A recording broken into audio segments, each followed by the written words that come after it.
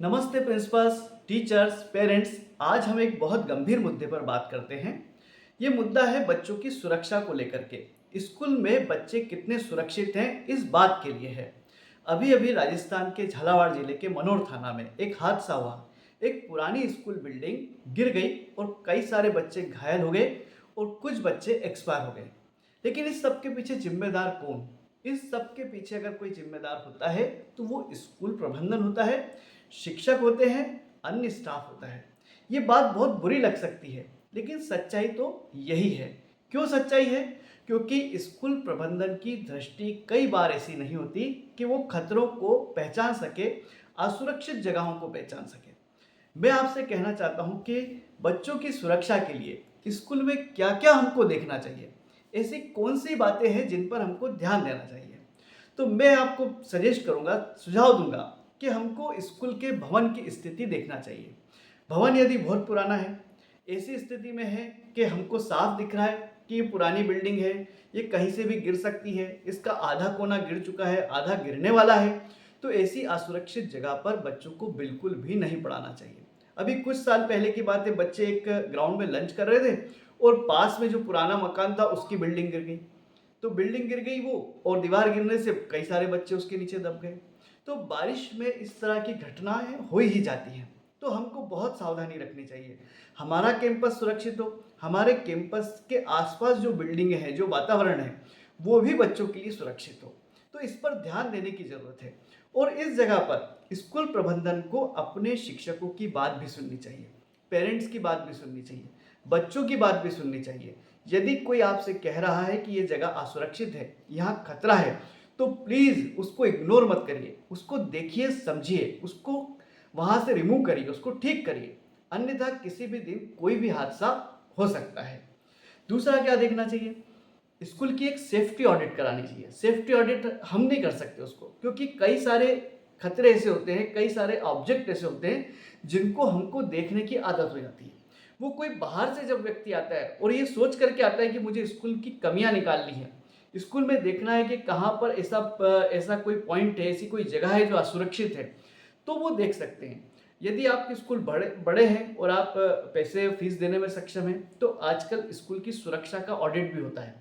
एक बहुत सारी ऐसी कंपनीज बन गई हैं जो स्कूल की सेफ्टी ऑडिट करके देती हैं। वो उसको आप हायर करिए और स्कूल की सेफ्टी ऑडिट कराइए। फिर भी अगर आप सेफ्टी ऑडिट ना कराएं, तो मैं कुछ बिंदु आपको और बताता हूँ क्या देखना चाहिए।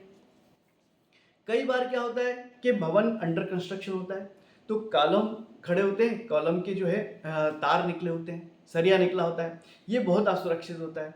बीम होते हैं, बीम के सरिये निकले होते हैं।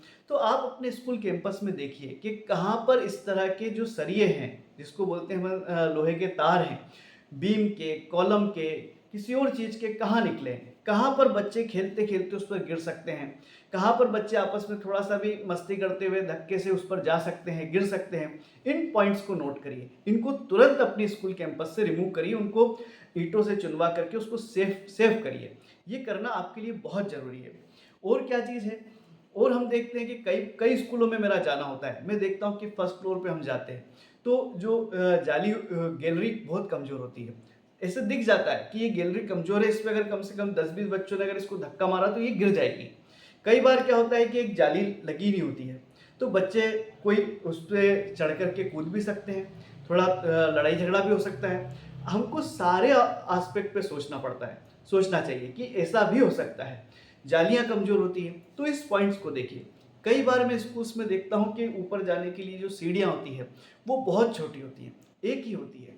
आप विश्वास नहीं करेंगे, आप जब स्कूल्स जा कर के देखेंगे, प्राइवेट स्कूल जा कर के देखेंगे, इतनी असुरक्षित जगहों पे चल रहे हैं कि जिनको मान्यता देना ही गलत हो जाता है, लेकिन चल रहे हैं वो, किसी भी कारण से चल रहे हैं। इसको इस विषय में मैं नहीं जाना चाहता, लेकिन 3 मंजिल है, 2 मंजिल स्कूल है, छोटी छोटी सीढ़ियों से बच्चे ऊपर जा रहे हैं। आप सोचिए कि जाते समय तो 40-50 बच्चे चले जाते हैं, लेकिन ऊपर किसी कारण से एकदम से भगदड़ मच गई, बच्चे दौड़ के नीचे आ गए, कोई छोटे बच्चे गिर गए, कितने घायल होंगे, कितनी चोट लगेगी, इसकी कल्पना नहीं की जा सकती। लेकिन स्कूल प्रबंधन को, स्कूल के शिक्षकों को, पेरेंट्स को ऐसे स्कूलों पर ध्यान देने की जरूरत है। इस बिंदु पर आप ध्यान दीजिए। फिर क्या होता है कि कई स्कूल ऐसे मैंने देखे कि जिनकी छत का रास्ता खुला होता है, छत पे चले जाइए, वहाँ पैरापेट नहीं होती, मतलब वो जो एक छत की बाउंड्री होती है वो होती नहीं, छत खुली होती है। कई बार बच्चे ऊपर चले जाते हैं। तो छोटे छोटी बातें हैं, लेकिन हजारों स्कूल्स हैं हमारे यहाँ, और हजारों स्कूलों में हजारों कमियां हैं। मैं ये नहीं कहता कि आपका स्कूल या ये स्कूल या वो स्कूल परफेक्ट है या इसमें ये कमी है, लेकिन आप जब देखेंगे स्कूल वाले अपने आप जो मेरा पूरा वीडियो देखेंगे वो इस बात को समझेंगे, अपने स्कूल में उन कमियों को जरूर देख पाएंगे। फिर क्या होता है कि कई स्कूल ऐसे जिनमें बाउंड्री वाल नहीं है, बच्चे बाहर निकल जाते हैं। कई सारे सरकारी स्कूल्स ऐसे हैं जिनमें बाउंड्री वाली नहीं है, तो बच्चे भी सेफ्टी कैसे हुई, बच्चा आया और अपने मन से कहीं चला गया, तो फिर उसके लिए कौन जिम्मेदार, कहीं जाकर के उसका एक्सीडेंट हो गया, कहीं चला गया, कुछ हो गया, तो ये तो बहुत गलत बात हो जाती है। तो स्कूल की बाउंड्री होना बहुत ज़रूरी है। स्कूल के मेन गेट पर एक वॉचमैन होना बहुत ज़रूरी है, एक कोई हेल्पर होना चाहिए जो बच्चों के आने जाने पर कंट्रोल कर सके, देख सके कौन सा बच्चा आया है, किसके साथ गया है, उसको लेने कौन आया है, मम्मी पापा के साथ गया है या खुद से चला गया है। ये बहुत आवश्यक है, इस पर ध्यान देने की ज़रूरत है। फिर क्या होता है कि कुछ स्कूल ऐसे हैं जिनके कैंपस में कुएं हैं। आप ये सामान्य रूप से विश्वास करने योग्य बात नहीं है, लेकिन है ऐसे स्कूल। अब उनको उसको पैक कर देना चाहिए, उस पर ढक्कन लगा देना चाहिए। कुछ स्कूल्स ऐसे हैं जिनके ट्यूबवेल खुले हुए हैं, ट्यूबवेल के पास वायर खुले हुए हैं। कुछ स्कूल्स ऐसे भी आपको देखेंगे तो मिलेंगे कि जिनके पास से बहुत पास से हाई टेंशन लाइन जा रही है, ग्राउंड पे से हाई टेंशन लाइन जा रही है। स्कूल के अंदर बिजली के वायर तो कहीं खुले नहीं है, कहीं जो मीटर लगा हुआ है वहाँ तो तार खुले नहीं है, ट्यूबवेल के पास कोई करंट का ऑप्शन तो नहीं है, ऐसा कोई ऐसी संभावना तो नहीं है जहाँ से करंट फैल सकता है, करंट लग सकता है। तो इस तरीके से आप सेफ्टी ऑडिट करिए कि आप अपने स्कूल कैंपस को खुद घूमिए और देखिए कि कहाँ एक्सीडेंट हो सकता है और कहाँ संभावना, इस संभावना को कैसे हम समाप्त कर सकते हैं। फिर क्या होता है, सेफ्टिक टैंक है स्कूल में। कुछ स्कूल्स ऐसे भी हैं जिनके सेफ्टिक टैंक कवर नहीं है, खुले पड़े हैं। तो स्कूल इसको कौन देखेगा, इसको स्कूल प्रबंधन देखेंगे, स्कूल के शिक्षक देखेंगे। आप देखिए अपने कैंपस में कि कहीं ऐसा कोई कुआं, कोई सेफ्टिक टैंक, कोई गड्ढा ऐसा तो नहीं है जहाँ बच्चे असुरक्षित हैं। इसको देखना बहुत ज़रूरी है। पानी की टंकी एक बहुत महत्वपूर्ण है। कई बार पानी की टंकी पुरानी हो जाती है, फट जाती है, गिर जाती है, तो आप अपने स्कूल कैंपस में देखिए कि कोई पानी की टंकी ऐसी तो नहीं है, पानी पीने योग्य है कि नहीं, सुरक्षित है कि नहीं, उसकी सफाई कितने दिनों से नहीं हुई, उसमें कोई जानवर तो नहीं गिर गया है, कोई पक्षी तो नहीं गिर गया है, कुछ चीज़ सड़ तो नहीं गई है।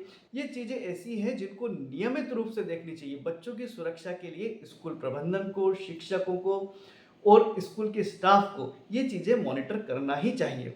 फिर क्या है, एक और बड़ी महत्वपूर्ण चीज़ होती है, कई बार स्कूल का जो दरवाज़ा है, मेन गेट है, वो हाईवे पे खुल जाता है, मेन रोड पर खुल जाता है। तो क्या करना है, उस समय स्कूल के 2 से 3 टीचर, 4 टीचर वहाँ खड़े रहें, बच्चों को धीरे धीरे इस तरीके से साइड से स्प्रेड करें, बाहर निकालें, एकदम से भग करके बच्चे हाईवे पे ना आए। तो बहुत सारी चीज़ें हैं जिनको हम सुधार नहीं सकते, मतलब हम स्कूल की बिल्डिंग को शिफ्ट नहीं कर सकते, हम सारे स्कूलों को बहुत आदर्श नहीं बना सकते, लेकिन हम अपने काम से उनको सुरक्षित कर सकते हैं। ये बहुत महत्वपूर्ण पॉइंट है। दूसरा, क्लास के अंदर क्या प्रॉब्लम है। क्लास के अंदर प्रॉब्लम ये है कि बहुत सारे स्कूल से मैंने ऐसे देखे हैं जिनके फर्नीचर लोहे के बने हुए हैं। अब लोहे के बने हुए उसमें से भी कुछ टूट गए हैं, उसमें से ऐसे टूट गए हैं कि एंगल निकल गए हैं, कोई पॉइंट निकल गए हैं जो इतने शार्प हैं कि बच्चा जब चलता है तो उसमें कट लग जाता है, उसको कट लग जाता है। बच्चों फर्नीचर में कीलें निकल जाती हैं, बच्चों के कपड़े फट जाते हैं। तो ये छोटी छोटी बातें हैं, कपड़े फट जाते हैं, स्किन पे कट लग जाता है, हाथ पे कट लग जाता है, पैरों पे कट लग जाता है। तो ये सारी सेफ्टी के पैरामीटर्स हैं जिनको हमको देखना चाहिए। अभी कुछ स्कूल्स ऐसे हैं जिन्होंने 10 साल पहले, 20 साल पहले सीलिंग फैंस लगाए थे। 10 साल, 20 साल के बाद भी उन्होंने कभी ये नहीं देखा कि इसकी जो रॉड है वो इसमें कितना जंग लग चुका है, कितनी इसमें रस्ट लग के ये वीक हो चुकी है। कई बार ऐसा हादसा होता है कि चलती क्लास में पंखा जो है, सीलिंग फैन है, वो टूट करके गिर जाता है। इसको देखने का काम किसका है? इसको भी स्कूल प्रबंधन को देखना चाहिए। कम से कम साल में एक बार, 6 महीने में एक बार, इस तरह के छोटे छोटे पॉइंट्स को क्लास में जरूर देखना चाहिए। फिर कई स्कूल्स मैंने ऐसे देखे हैं जिनके टाइल्स बहुत चिकने हो चुके होते हैं, बहुत पॉलिश्ड हो जाते हैं, बच्चे चलते चलते गिरने लगते हैं। इस तरह के टाइल्स जो होते हैं वो गलती से लगा लेते हैं, वो बाथरूम में बच्चे फिसल जाते हैं। जो रैंप होते हैं वो इस तरीके के बना देते हैं कि बच्चे और कोई भी पेरेंट्स, टीचर्स उस पर गिर जाते हैं। ये छोटे छोटे सेफ्टी के पॉइंट्स हैं जिनको हम बहुत आसानी से रिमूव कर सकते हैं, अपने स्कूल को सुरक्षित बना सकते हैं। इसको अवश्य देखना चाहिए। फिर एक और बड़ी महत्वपूर्ण बात होती है, स्कूल की सजावट के लिए फर्स्ट फ्लोर पे और सेकंड फ्लोर पे और टॉप फ्लोर पे गमले रख देते हैं। आप सोचिए कि वो छोटी सी बाउंड्री वाल है, उस पे एक गमला रखा है, यहाँ बच्चे जा रहे हैं, नीचे बच्चे खेल रहे हैं, किसी बच्चे से गलती से कोई गमला नीचे की तरफ ग्राउंड पे गिर जाए, तब क्या होगा? तो ऐसी असुरक्षित जगह पर इस तरह के गमले, कोई बड़े ऑब्जेक्ट, भारी ऑब्जेक्ट रखने चाहिए क्या? बिल्कुल नहीं रखने चाहिए। तो ये जो छोटी चीज़ें हैं, ये जो हमको आँखों से दिखनी चाहिए, इस पर ध्यान देने की ज़रूरत है। इस पर अवश्य ध्यान दीजिए, अपने स्कूल कैंपस को सुरक्षित बनाइए। फिर जो ग्राउंड होता है, वो बड़ा महत्वपूर्ण होता है, लेकिन हम ग्राउंड पर देखते हैं कि बहुत छोटे-छोटे ऑब्जेक्ट होते हैं, काँच के टुकड़े हो जाते हैं, कीले हो जाते हैं, नुकीले पत्थर होते हैं। तो इनको साफ करना बहुत ज़रूरी है। आपके पास स्टाफ है तो बहुत अच्छी बात है, नहीं तो कई बार हम तो ऐसा भी करते थे, ऐसा भी हो सकता है कि बड़े बच्चों को लीजिए और बड़े बच्चों को बोलिए कि वो ग्राउंड के ऐसे असुरक्षित ऑब्जेक्ट जो हैं उनको चुन-चुन करके बाहर करें।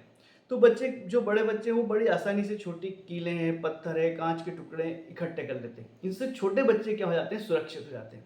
तो ये प्रैक्टिस आप कराइए, इससे उनका विज़न भी डेवलप होता है। ऐसा वो उनको समझ में आता है कि कौन सी चीज़ें सुरक्षित है हमारे लिए, कौन सी असुरक्षित है। फिर झूले हैं, तो झूले ऐसे होते हैं कि बहुत सारे कई सालों से लगे हुए हैं, पुराने हो गए, उनकी चेन पुरानी हो गई। एक वो जो घूमने वाला झूला आता है, मेरी गो राउंड जिसको बोलते हैं, घूमते हैं, उसमें कई बार ऐसी रॉड निकली होती है, वो बच्चों को सिर पर अक्सर चोट लगाती है। तो इस तरह के झूले असुरक्षित नहीं होने चाहिए। कोई भी आपने बच्चों के लिए झूले, एंटरटेनमेंट के लिए कुछ ऑब्जेक्ट लगाए हुए हैं, तो वो पूर्णतः कैसे होने चाहिए, सुरक्षित होने चाहिए। फिर एक और जो हादसे का बहुत बड़ा कारण होती है, बसेस। तो कई बार बस रिवर्स लेने में, बस एकदम से चलाने के कारण स्कूल में ऐसे हादसे हो चुके हैं कि बच्चे जो हैं बस के नीचे आ चुके हैं। तो बस में बच्चे जब बैठे, तब बहुत सुरक्षित माहौल होना चाहिए। ड्राइवर आपके वेल ट्रेंड होने चाहिए, उनके हेल्पर्स बहुत अच्छे होने चाहिए, ट्रेंड होने चाहिए, स्कूल का स्टाफ खड़ा होना चाहिए, लाइन बना करके बच्चे आने चाहिए, लाइन बना करके बच्चे बस के अंदर जाने चाहिए। इतनी मेहनत की, इतनी सुरक्षा की बहुत ज़रूरत है। तो मेरा आपसे आग्रह है कि बच्चे अनमोल हैं और ये एक ऐसी बात है कि जिसको स्कूल को बहुत ध्यान देने की ज़रूरत है। उनका जीवन अनमोल है, हमारे लिए, परिवार के लिए उनसे ज़्यादा कीमती कुछ भी नहीं है।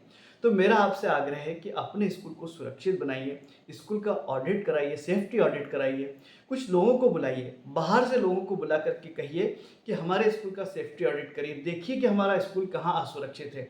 आप भी इस दृष्टि को डेवलप करिए, अपने टीचर्स को भी बोलिए, अपने स्टाफ को, बाकी स्टाफ को भी बोलिए, बच्चों को भी बोलिए।